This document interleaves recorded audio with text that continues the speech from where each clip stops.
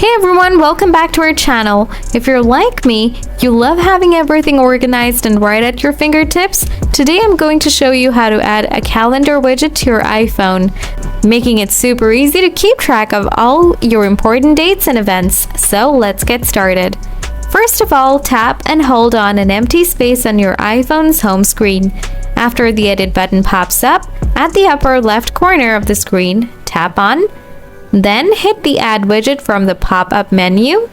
Next, scroll down a tad bit, find the calendar from this list and tap on it.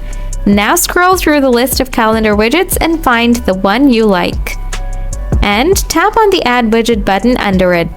Now it will be added to your home screen. If you want, you can resize it by dragging the widget from the lower right corner. Easy, right? So guys, that's how you add the calendar widget on your iPhone. If the video did the trick for you, don't forget to smash that like button.